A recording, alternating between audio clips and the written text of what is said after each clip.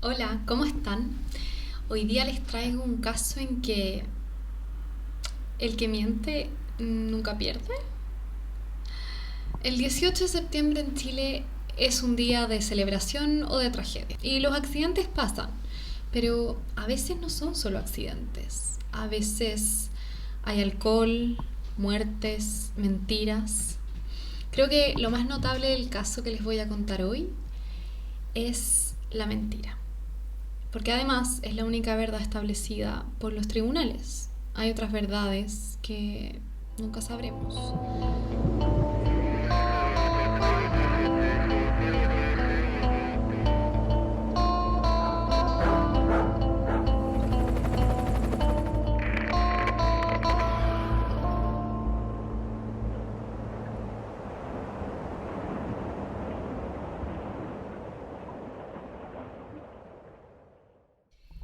17 de septiembre de 2013. Curanipe, región del Maule. Menos de 2.000 habitantes. Ese año la población flotante aumentó explosivamente. Fue la localidad de moda para celebrar las fiestas patrias. Ánimo festivo y muy alcohólico. Fondas, ramadas, fiestas, risa, mucha gente caminando por caminos de tierra, subiéndose a autos de desconocidos, aunque según los lugareños, sin desórdenes, sin eventos violentos, pero mucha gente, demasiada. Y esa tarde y luego la noche y la madrugada del 18 de septiembre fue bastante caótica.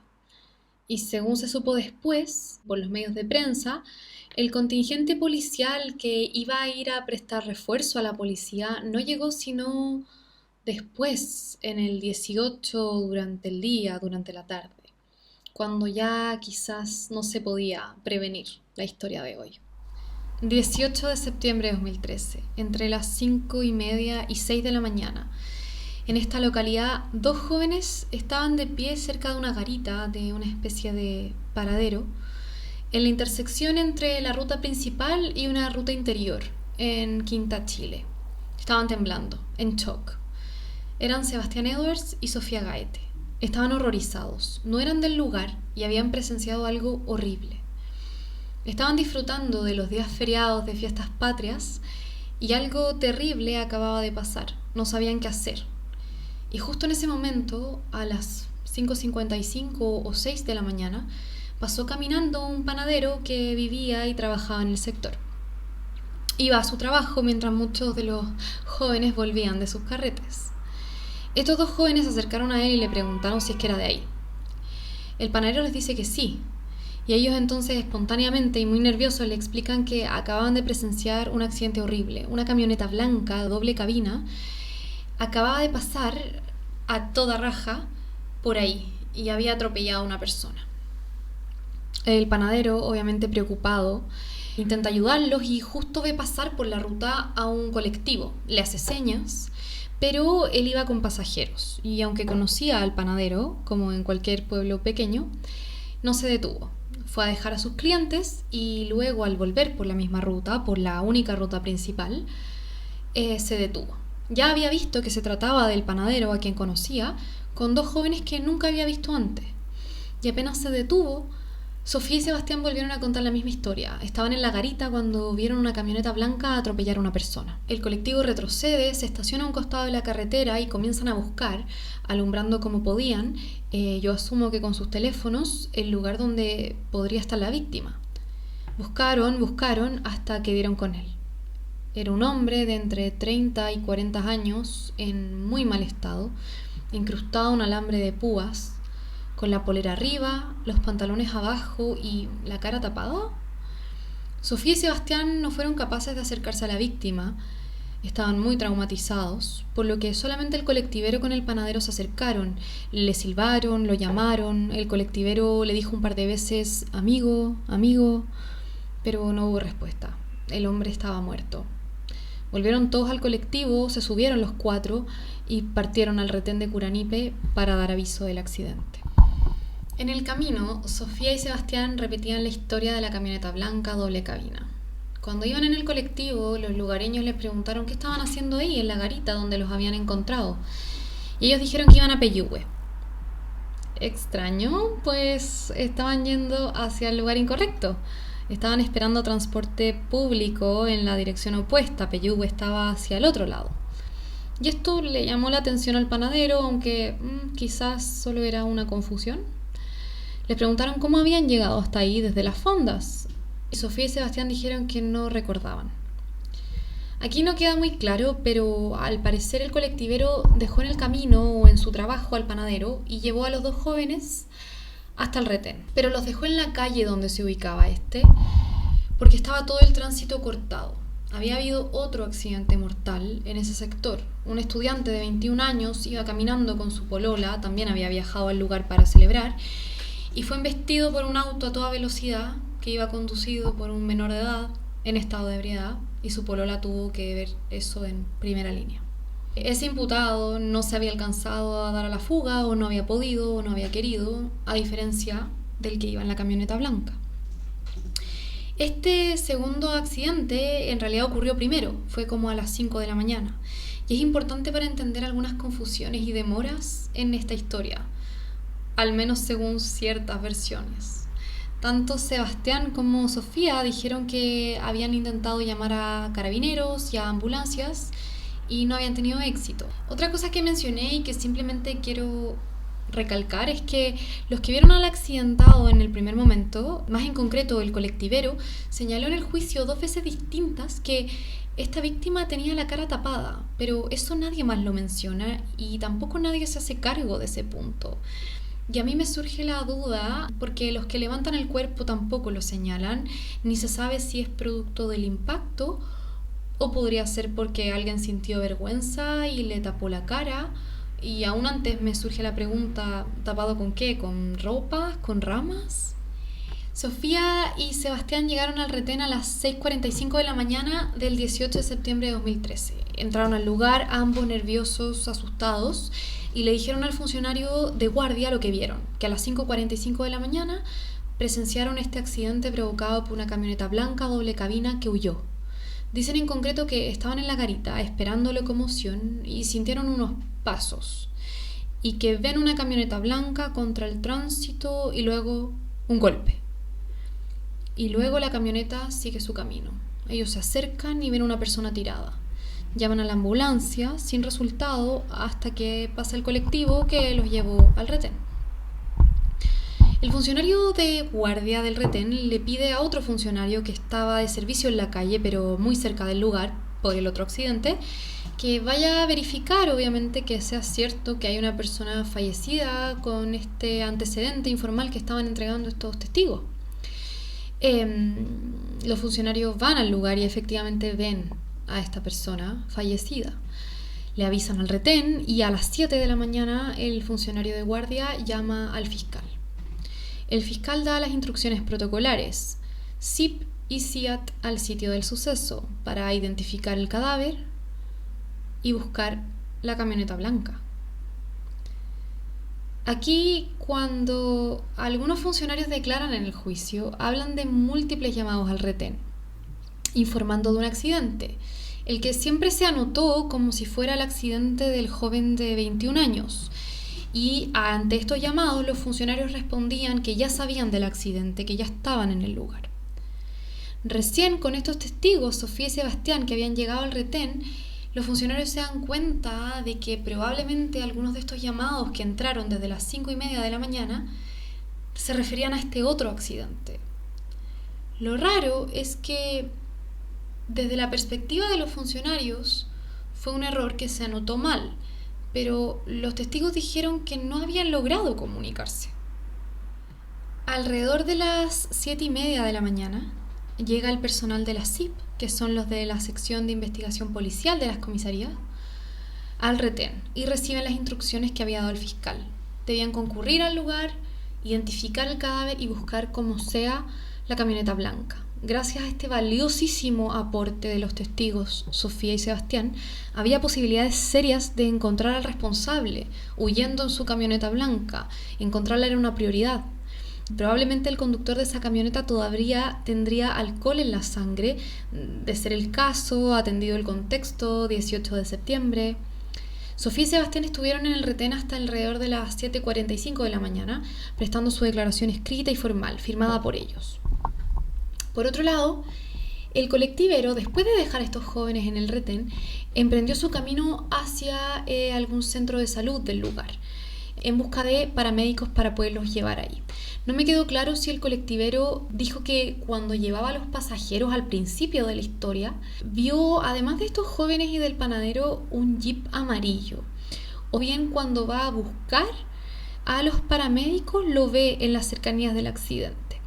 Como a unos 600 metros este jeep amarillo estacionado. Pero obviamente no le dio mayor importancia. El balneario estaba repleto de gente y que hubiesen autos estacionados en la calle no tenía mayor importancia. El colectivero llega al sector donde estaba la ambulancia, estaba con el chofer y la paramédico de turno, lo ven y este le avisa que había un accidente y según entiendo por lo que declaran, él los lleva hasta el lugar. Cuando llega el personal de salud, acababa de llegar unos minutos antes, o fue casi simultáneo, o quizás ellos llegaron unos minutos antes, esto no queda muy claro, carabineros, que estaban resguardando el sitio del suceso, cerrando la calle. Todo esto fue como a las 7:30 u 8 de la mañana. Ya estaba identificado el accidentado, porque al parecer la noticia había volado rápidamente. Se trataba de Hernán Canales Canales. Al parecer un familiar lo había identificado, pero esto tampoco nunca queda muy claro en qué momento exacto lo identifica ni quién lo identifica. Lo que logré entender es que al parecer él no llevaba el carnet y fue un familiar el que lo identificó. La paramédico verificó sus signos vitales en el lugar apenas llegaron. Estaba muerto. No había nada más que hacer que esperar que los funcionarios expertos levantaran el cuerpo y obviamente resguardar el sitio del suceso para no perder la evidencia. De hecho, cuando la paramédico y el chofer se retiran del lugar, carabineros les advierten y les dicen que no pisen por ciertas partes, ya que podían alterar el sitio del suceso. Al parecer también les advierten que había unas micas en el borde. El funcionario que primero llegó a resguardar el sitio del suceso dijo que, pese a que las instrucciones de la fiscalía era que concurriera a la CIP, llegaron unos funcionarios de esa unidad, pero no se detuvieron. Simplemente pasó un carro, bajaron algunos funcionarios, conversaron un momento y luego siguieron su camino. Ese mismo funcionario dijo que estuvo en ese lugar hasta como las 8 de la mañana y que no se cruzó con los de la CIA tampoco. Al parecer, gracias a esta pista de la camioneta blanca, no se consideró importante detenerse ni buscar mayormente evidencias. Uno de los funcionarios de la propia CIP explicó que efectivamente pasaron por el lugar con el carro y no se detuvieron, porque esa no había sido la instrucción del fiscal. La CIAT era la que debía ir al lugar, revisarlo y ver la evidencia. Ellos debían enfocarse en identificar el cadáver, que ya estaba identificado, y encontrar la camioneta blanca, como fuera. Por todo lo que pude ver, al parecer alguien cuidó el sitio del suceso hasta como la 1:30 de la tarde. A esa hora llegaron los funcionarios de la CIAT, pero no queda claro, o por lo menos yo no encontré quién fue la persona que estuvo todas esas horas resguardando el sitio. Los que estaban antes sí vieron micas y sí vieron restos del auto involucrado y los dejaron ahí mismo para que la CIAT levantara la evidencia. La CIAT llegó, evaluó la dinámica del accidente, de la que les contaré después, pero olvidó recoger la evidencia. Me da la impresión de que por mera negligencia y descoordinación. A esta altura no se sabía quién era el culpable. Después de evaluar el terreno, sacar fotos, evaluar los restos, como a las 3:30 o 4 de la tarde, la CIAT se retira del lugar y el sitio queda desprotegido, con toda la evidencia desparramada por ahí. En relación a por qué se le dio tanta importancia a la declaración de Sofía y Sebastián y se abocaron tanto en la camioneta blanca sin pensar en otras posibilidades, uno de los funcionarios dijo que habían antecedentes prestados por 2 personas que se acercan al retén siendo adultas y con preparación universitaria a hacer una denuncia, razón por la que ellos hacen las diligencias confiando en esa información, sin dudar de esa información, toda vez que no es usual que concurran al retén los testigos a mentir. Los mismos funcionarios mencionan que el lugar estaba lleno de personas de afuera, de tez clara, como una especie de prejuicio al revés, como alguien así jamás va a mentir. ¿Quién era la víctima atropellada por esta misteriosa camioneta blanca que se había fugado? Hernán Canales Canales era un hombre de 39 años que muchos describen como bonachón, que le gustaban los asados, buena gente, empeñoso, alegre. Era el quinto de 7 hermanos y en esa época estaba separado hace un tiempo y tenía una hija de 14 años. Le decían Nano de cariño. La mamá de Hernán dijo que era gordito, chico, de pelo negro, muy amable con todas las personas. Para la familia, el dolor de saber que su hijo había sido atropellado y que en el lugar donde había caído incluso había una casa cerca y que nadie había pedido ayuda era indescriptible. El 17 de septiembre de 2013, a mediodía, Hernán fue a visitar a su padre, que había fallecido ese mismo año. Lo fue a ver al cementerio de Curanipe. Hernán estaba de visita porque Hernán vivía en Santiago. Él se dedicaba a la construcción, pero solía ir bastante al sur para estar con su familia, ayudar en el campo los veranos, y en concreto en este viaje era para compartir con su mamá, con su hermana, con sus amigos. Después de llevarle flores a su papá en el cementerio, almorzó con unos amigos de la familia y más tarde volvió a la verdulería de su hermana y ahí se encontró con unos amigos de la infancia. Las fuentes dicen que aprovechaba esta ida al sur, a su pueblo natal, para socializar con toda su gente querida. Al parecer fue a un restaurante y los testigos dicen que, como buen chileno, en la noche del 17 fue a la inauguración de una fonda. Un amigo de él dice que lo vio durmiendo o descansando en ese lugar como a las 12 de la noche y que luego en la madrugada emprendió su caminata de regreso a donde se estaba alojando, que era en la casa de su mamá. Había bebido alcohol, pero este testigo, su amigo, dijo que estaba bien como para poder caminar y que en todo caso conocía muy bien el camino. Pero luego algo terrible ocurrió. Esa madrugada Hernán Canales nunca llegó a su destino. Esa mañana Hernán iba caminando por la izquierda de la calzada, de sur a norte, por la vereda o berma, es decir, el lugar habilitado para los peatones, y casi al llegar al cruce donde vivía con su familia, en una curva, fue atropellado brutalmente por un vehículo. Según los expertos, su cuerpo voló varios metros, cayó y quedó atrapado en una reja con zarzamoras. Según los medios de prensa, para sacarlo de ahí tuvieron que cortar un alambre de púas que había quedado insertado en su espalda. Solo una autopsia podría contarnos un poco más cuál había sido su historia. Habría que confiar en la autopsia, ¿no? Y ver la historia que su cuerpo y que su ropa podía contar.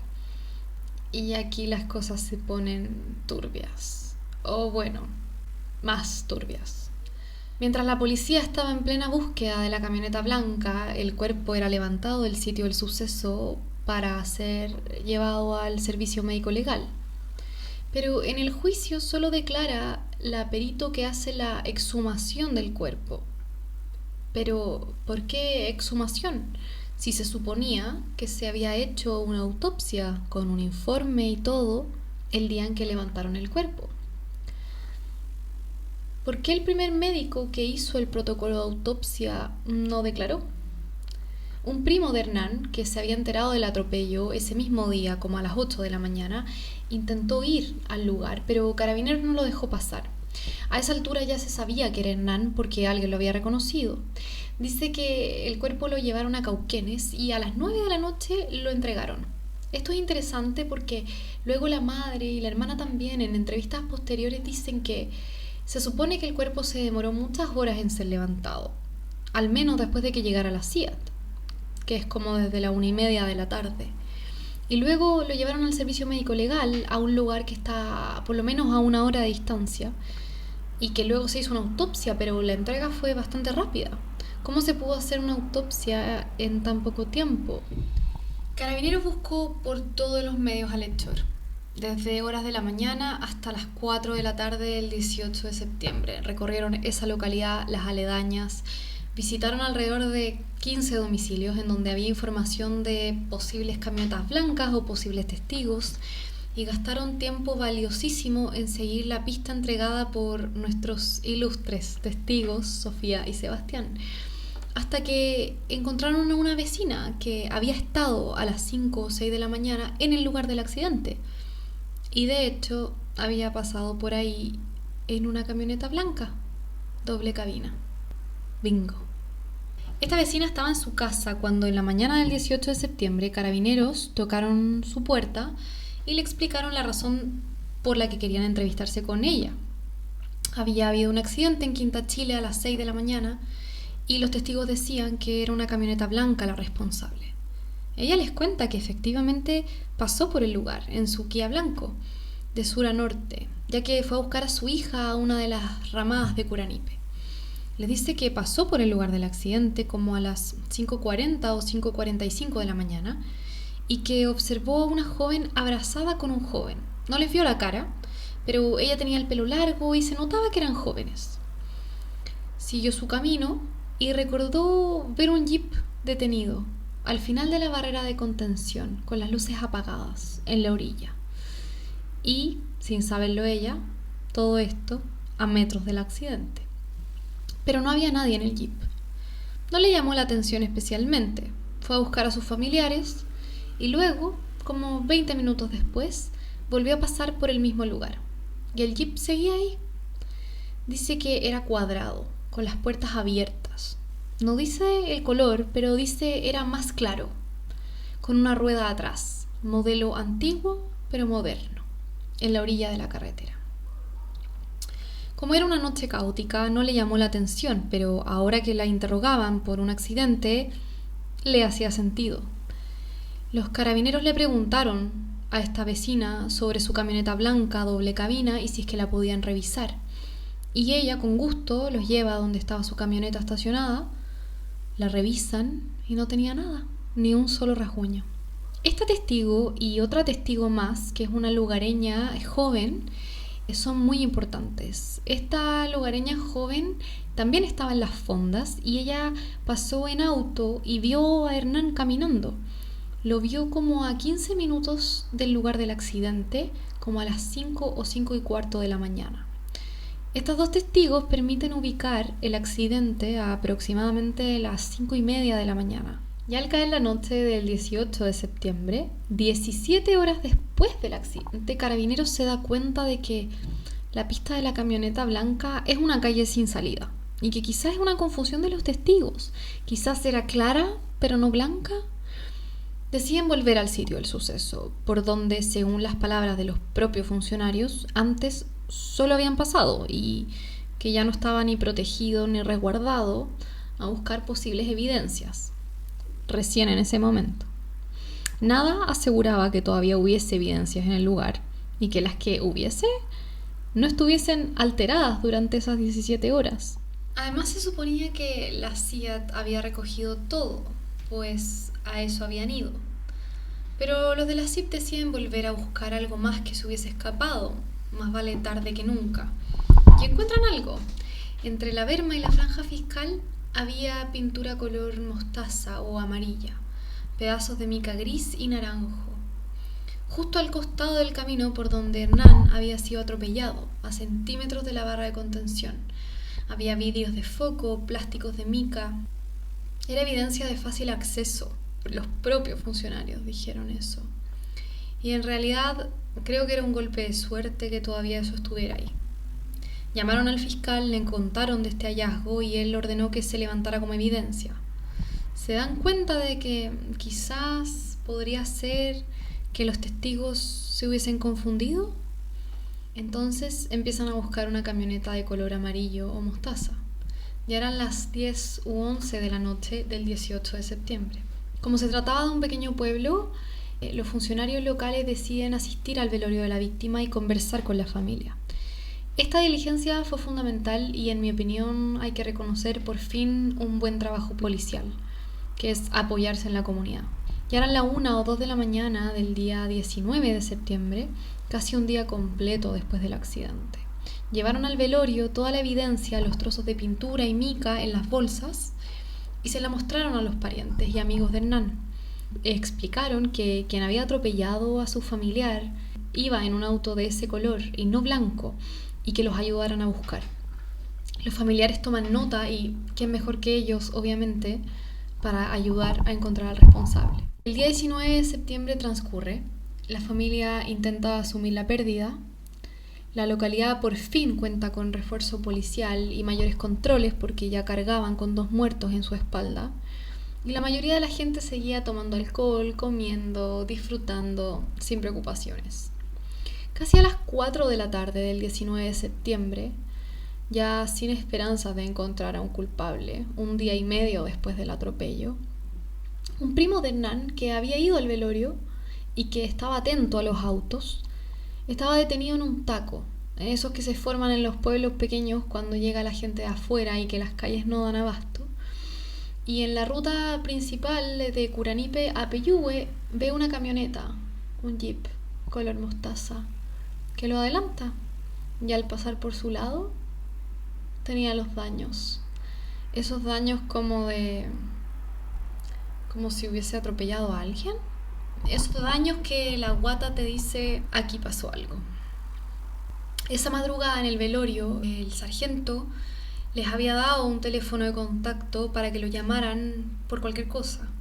El primo Hernán lo llamó y le dijo que tenía en su visual al auto, que lo iba siguiendo, que era un jeep de color mostaza y que tenía los daños. Iban en la ruta a Cauquenes. El primo entrega la patente del auto, pero les avisa que ya no puede seguir persiguiendo al auto, porque ya no tiene más combustible. El carabinero llama a los funcionarios de Cauquenes, esto como alrededor de las 4:30 de la tarde, y les explica la situación. Les da las características del vehículo, la patente, el color, y les dice que estén atentos en la ruta M50. Tiene que ser un jeep amarillo mostaza que viene desde la costa con daños en el lado derecho, foco quebrado, desprendimiento de mica, pues había antecedentes de que eventualmente había participado en un accidente de tránsito. Los funcionarios comienzan a hacer los controles vehiculares en la entrada de Cauquenes. Unos 15 minutos después de este aviso, por los pelos, los funcionarios ven al jeep color mostaza y lo detienen en la ruta para un control rutinario. Iba solo el conductor. Le piden la documentación del vehículo y le preguntan por los daños. Menos mal para la investigación, el auto tenía todos los papeles vencidos, lo que les permitía a los funcionarios llevar al conductor al cuartel y, de forma solo como un paréntesis jurídico, la detención fue legal. Cuando le preguntan a esta persona por los daños de su auto, esta persona, que era un joven, dijo que había estado en las fondas y que había dejado su auto estacionado y que había vuelto y lo había encontrado así, chocado. Carabineros le dijo que tenían evidencia y antecedentes de que ese jeep, su jeep, había participado en un accidente del tránsito. Hasta ese momento no se sabía quién conducía al momento del atropello, sino solamente que ese jeep había estado involucrado. Pero con esta información, y solo entonces, este joven reconoció su participación. Obviamente desde ese momento le leyeron los derechos en calidad de imputado. Él renunció a su derecho a guardar silencio y declaró con todo lo que en su versión habría pasado y quedó detenido. La prueba de alcoholemia o intoxilizer obviamente marcó 0 gramos de alcohol en la sangre. Ya habían pasado casi 2 días del accidente. El conductor era Martín Larraín Hurtado. ¿Quién es Martín Larraín? Este joven en 2013 era un estudiante universitario de agronomía, hijo de Carlos Larraín, que en el momento del accidente era el presidente del partido político Renovación Nacional y además senador de la República. Martín era un joven de 24 años cuando ocurrió el accidente y que obviamente por su papá el caso fue especialmente polémico. Al ser alguien con recursos, educación, eventualmente valores, todo Chile quedó conmocionado con este caso y con la facilidad con la que mintieron tanto él como sus amigos. Y también explica por qué hubo tantos esfuerzos por encubrirlo. También fue polémico porque su padre, en aquella época y años después, dio declaraciones públicas en que, en vez de separar lo emocional de lo profesional, y quizás mejor no decir nada mezclando aguas, dijo que todo esto era una estrategia política para perjudicarlo. Dichos que para la familia solo profundizaban aún más el dolor. Según los funcionarios que tomaron el relato de Larraín ese día, él dijo que el 18 de septiembre de 2013 iba en su auto con Sofía, Sebastián y otro ocupante, Matías, y que atropellaron a una persona. Él iba conduciendo y al enfrentarse a una curva había una persona en la mitad de la calle, con el dorso desnudo y los pantalones abajo, en los tobillos, que caminaba. Larraín iba, según él, a 50 o 60 kilómetros por hora y trató de esquivarlo, pero no lo logró. Frenó, pero de todas formas impactó a la persona, que salió proyectada, quedando incrustada en el cerco. Dijo que después del atropello se bajaron del auto y que escucharon a Hernán, hacía sonidos guturales, estaba vivo. Llamaron a los teléfonos de emergencia, en específico sus amigos llamaron a los teléfonos de emergencia. Él se quedó en shock y Sofía le dijo que se fuera del lugar, porque se iba a meter en un problema por su papá. Él se va y se queda ella con Sebastián. Lo raro, en mi opinión, es que esta versión de Larraín lo pone como en estado de shock. Larraín estaba demasiado nervioso como para quedarse, como para buscar ayuda, pero no estaba lo suficientemente nervioso como para irse, llevar al cuarto ocupante del auto, del jeep, a su cabaña, asistir a un asado al día siguiente y luego huir en dirección a Santiago y al momento de ser controlado, mentir. Es extraño. Además, Larraín dijo que en realidad iba camino a denunciar, pero el primo de Hernán, que lo fue siguiendo, dijo que pasaron por el retén y que hubo lugares y momentos para denunciar, sin que Larraín se detuviera en ningún momento.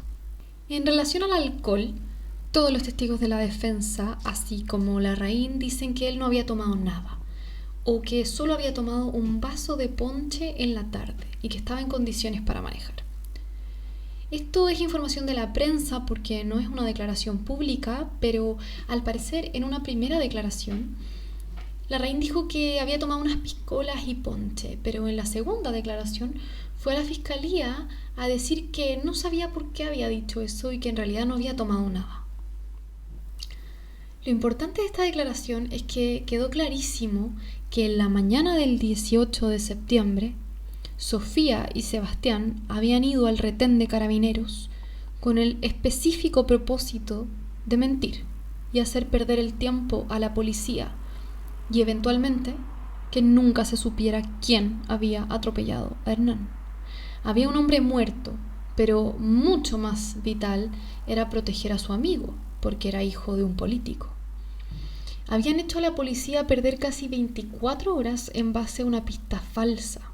En todo caso, a partir de este momento fueron detenidos Sofía, Sebastián y Larraín. El 20 de septiembre los formalizaron a los tres. En realidad, dentro del jeep que atropelló a Hernán iban entre 6 y 7 personas y, por lo que yo pude investigar, al momento del atropello al menos habían 5. ¿Dónde estaba el resto?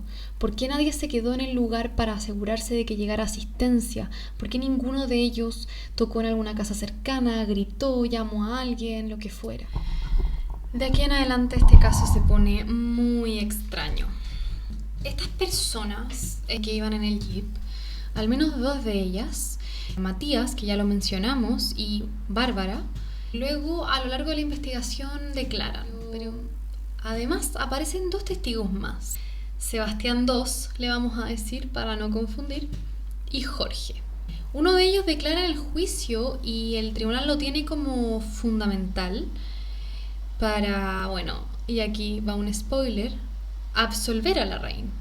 Este Sebastián 2 y Jorge concurrieron a la justicia días más tarde ya en Santiago y dijeron que se habían puesto de acuerdo para cumplir con su deber cívico y declarar, lo que suena bastante mal.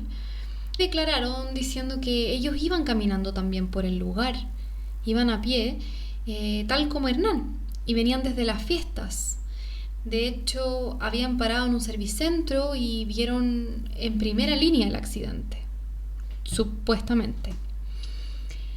Aquí, en primer lugar, hay muchas confusiones en general. Todos estos testigos, los que iban en el jeep y los que iban a pie, tienen diversas versiones. Algunos dicen que Hernán estaba de pie en medio de la calle cuando fue atropellado, otros dicen que cruzó la calzada, otros dicen que estaba de pie en la orilla pero por la parte de la calle. Casi todos dicen que iba con los pantalones abajo, en los tobillos, de lo ebrio que estaba, pero no todos dicen eso. Además, los otros ocupantes del jeep dicen que cuando se bajan a ver a la persona que habían atropellado, vuelven a subir todos al auto, salvo Sofía y Sebastián, para que Larraín los pudiera ir a dejar a sus cabañas debido a que estaban todos bastante alcoholizados, pero que el auto tenía un problema. Entonces hubo tiempo además para que Martín Larraín arreglara un fusible.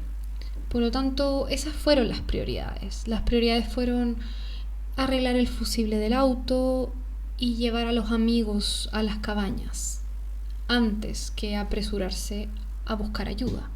Aquí hay algo extraño que ya les mencioné y que podríamos analizar juntos, que es que el carabinero de turno dijo que recibió múltiples llamados, pensando siempre que se trataba del mismo accidente, del joven de 21 años.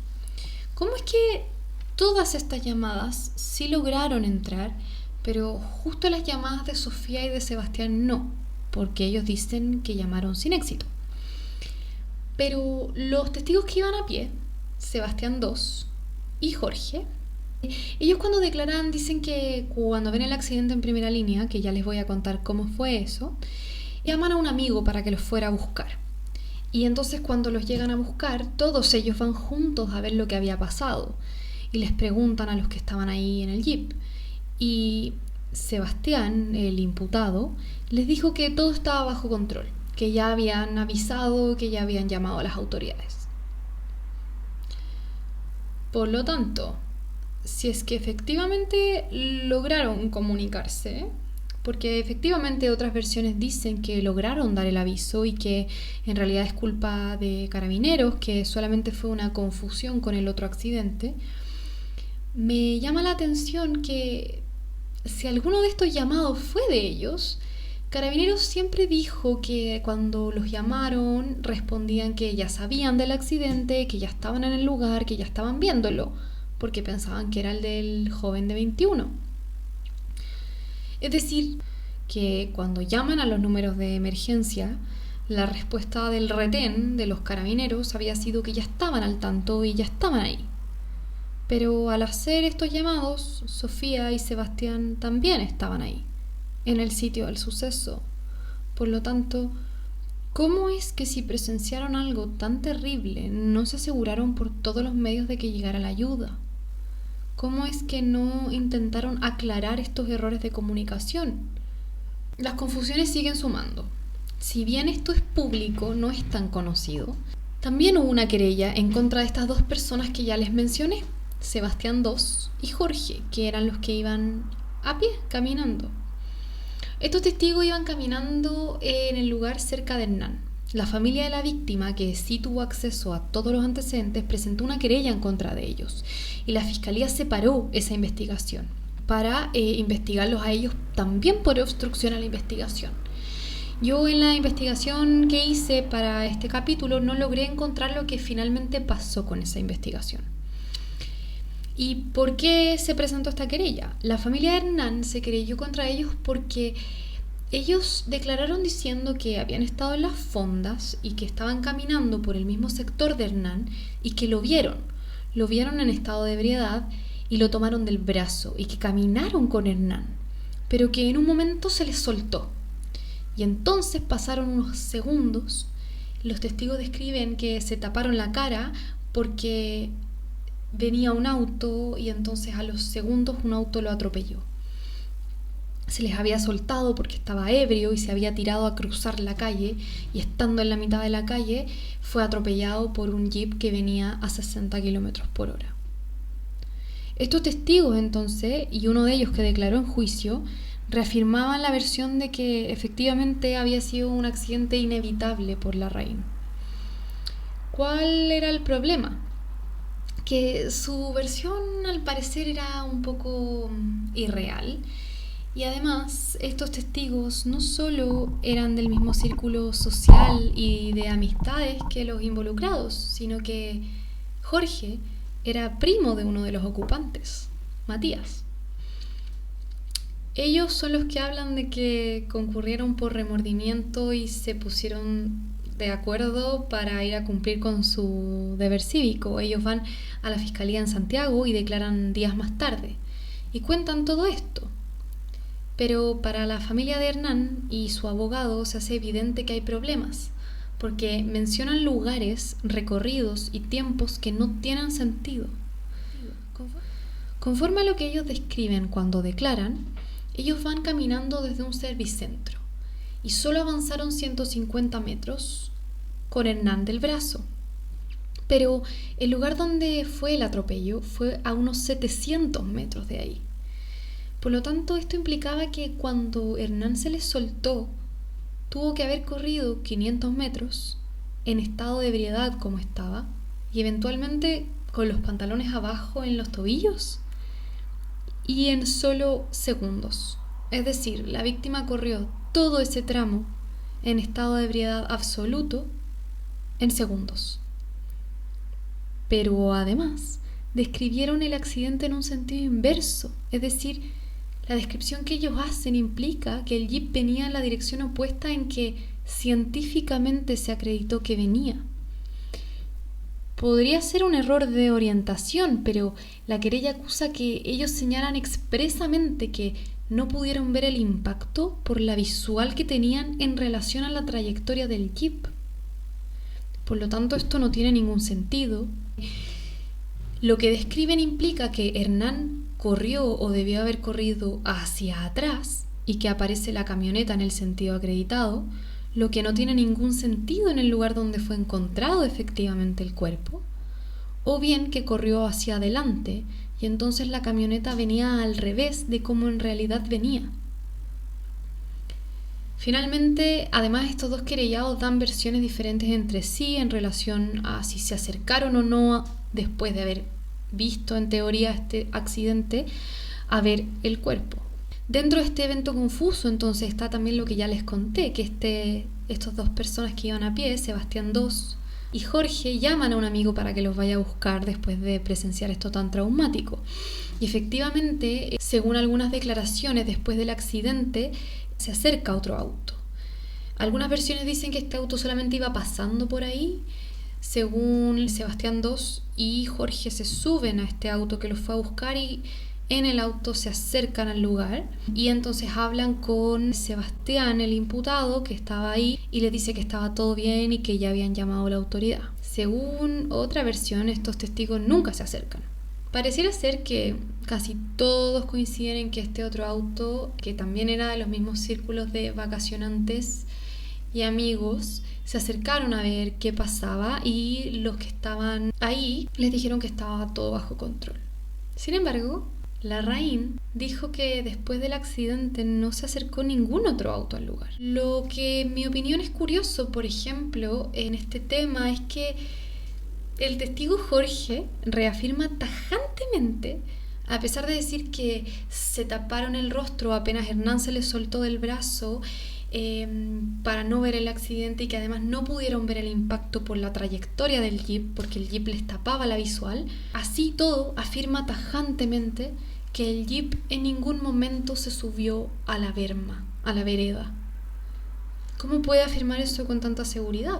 Para mí lo normal sería decir, no sé si el jeep se subió a la vereda porque no pude verlo. Tanta gente pasó, tanta gente estuvo cerca, tantos celulares, tantas posibilidades de pedir ayuda y nada. Nadie quiso complicarse más de lo necesario porque era la vida de un desconocido, de un lugareño. Pero lo peor fue que el tribunal tuvo en consideración a los testigos anteriores, en concreto a este Jorge, querellado también por obstrucción a la investigación, para determinar la dinámica del accidente y también para determinar lo que el tribunal señaló en la sentencia como la actitud previa del afectado. Esto me entrega una vibra del tipo: la víctima estaba ebria, por lo tanto tiene que haber sido solo un accidente.